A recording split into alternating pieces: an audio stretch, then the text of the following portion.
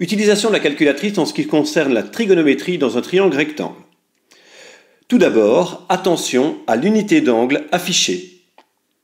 Il existe plusieurs unités d'angle, notamment le degré, le radian ou le grade. Cette année, nous utiliserons en particulier le degré. Il faut donc que la calculatrice soit configurée dans cette unité. La plupart du temps, c'est déjà le cas, c'est pour ça que l'on voit apparaître un D majuscule en haut de l'écran. Si la lettre affichée est un G qui signifie grade ou un R qui signifie radian, il faut aller changer l'unité dans le menu de la calculatrice. On appuiera alors sur Shift et sur Mode afin d'obtenir le menu Setup. Voilà ce qui apparaît alors sur l'écran. On appuiera sur le chiffre 3 afin d'obtenir l'unité souhaitée. Sur d'autres calculatrices plus récentes, en appuyant sur Shift et Mode pour obtenir Setup, on voit apparaître un certain nombre d'options, dont la deuxième est Angle Unit, unité d'angle. En appuyant sur le chiffre 2, on voit apparaître les unités d'angle. Il faut donc appuyer sur 1 pour obtenir les degrés.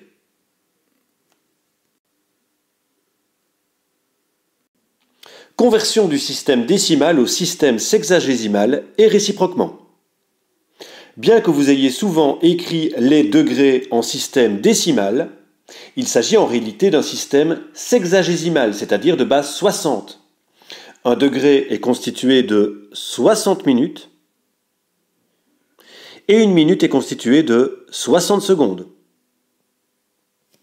Prenons le cas de 72,5 degrés. 72,5 signifie 72 unités et le virgule 5 une demi-unité. Ainsi, 72,5 degrés est égal à 72 degrés et un demi-degré la moitié de 60 minutes, c'est-à-dire 30 minutes. Heureusement pour nous, il existe une touche sur la calculatrice qui va nous permettre de faire la conversion. C'est la touche degré minute seconde qui se trouve ici. Comment cela fonctionne-t-il? Nous allons convertir 42 degrés 35 minutes 12 secondes en degrés décimaux. Pour écrire un nombre en degrés minutes secondes sur l'écran de notre calculatrice, on appuie à chaque rang sur la touche degrés minutes secondes. Et on obtient ainsi 42 degrés, 35 minutes, 12 secondes. Nous constatons que la calculatrice n'affiche pas les bonnes unités pour les minutes et les secondes. En appuyant sur la touche Exécution, X, on affiche en résultat 42 degrés 35 minutes 12 secondes avec les unités adéquates. On appuie ensuite de nouveau sur degrés minutes secondes pour changer le système et on obtient ainsi le nombre correspondant au degré en système décimal, c'est-à-dire environ 42,587 degrés, la valeur approchée par excès au millième près.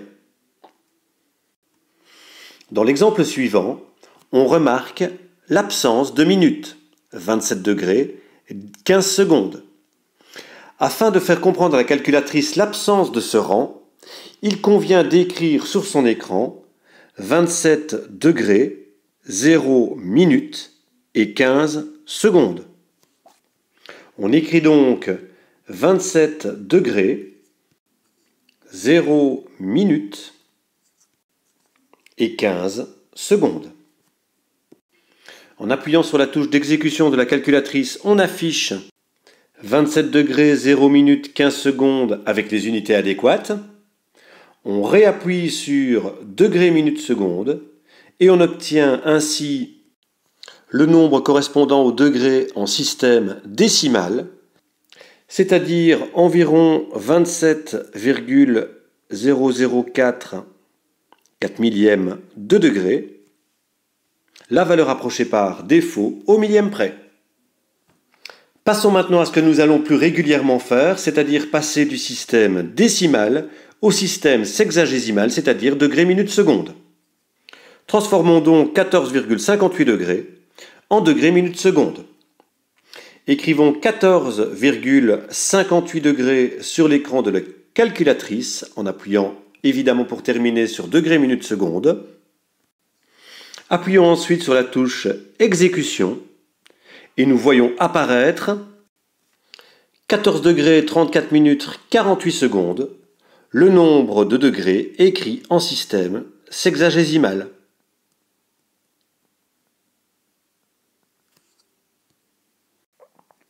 Pour le calcul du sinus, du cosinus ou de la tangente d'un angle donné, il suffit d'appuyer sur les touches correspondantes, sin pour sinus, cos pour cosinus et tan pour tangente.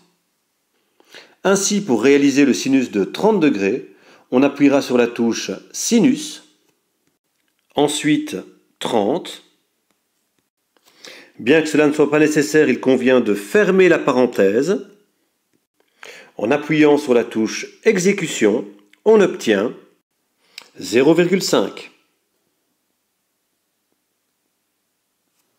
Afin de réaliser le cosinus de 61,17 degrés, on appuiera donc sur la touche cosinus, 61,17, fermez la parenthèse.